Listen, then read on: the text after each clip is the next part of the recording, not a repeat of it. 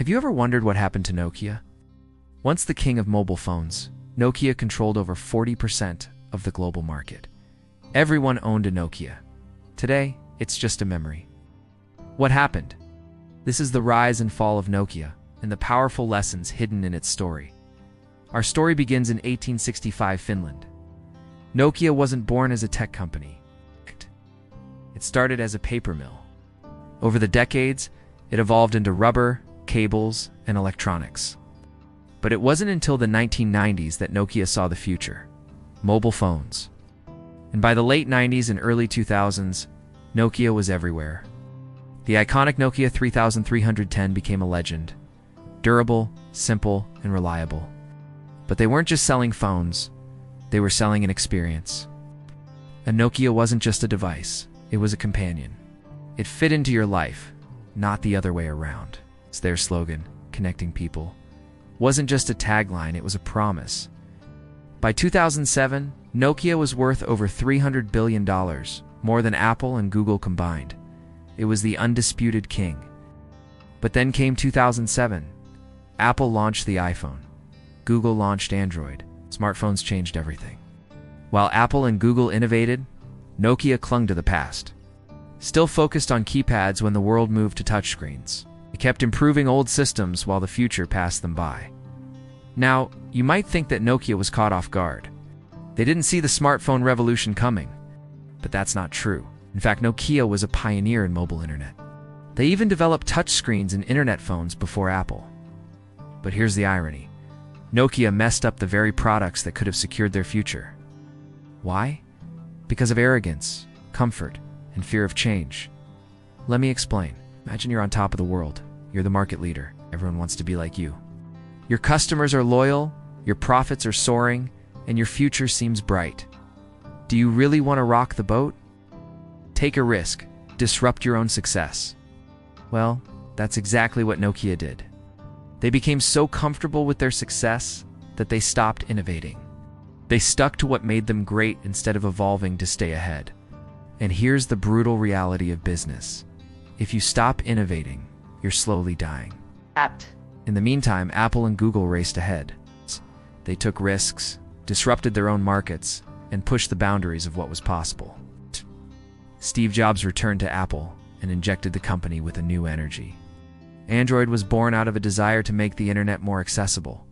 These weren't just products, they were movements. Don't be fooled. Nokia wasn't stupid. They saw what was coming.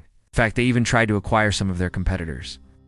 Like in 2004 when they bought out a company called U.S.A, which had developed a touchscreen smartphone. But Nokia wasn't willing to go all in on this new thing called the smartphone. So they just integrated the technology into their existing lineup, like adding a turbocharger to a tractor. It sounds cool, but it doesn't make it a race car. And then there's the Symbian saga. Symbian was supposed to be Nokia's big leap forward, their chance to lead the smartphone revolution. But it was a total flop. Symbian was too complex, too slow, and too expensive. It was like trying to drive a car with a stick shift in the era of Teslas. By 2013, Nokia's market share collapsed. The giant that once ruled phones sold its mobile division to Microsoft for just $7 billion, a fraction of its former value. The rise and fall of Nokia is a cautionary tale, a warning to all of us who live in this era of disruption. Change is the only constant. So how do you stay ahead of the curve? How do you evolve before the world leaves you behind? First, never let success blind you to the future. When you're on top, it's easy to become complacent. You see the threats, but you choose to ignore them. You think you're invincible. Don't. Second, innovation is survival. Comfort is dangerous. The biggest risk is not taking risks. The biggest companies today started out as small, scrappy startups. They embraced change, and they won. Third, leadership must embrace change, not fear it. Leaders aren't supposed to have all the answers. They're supposed to ask the right questions. Question everything. Question your assumptions.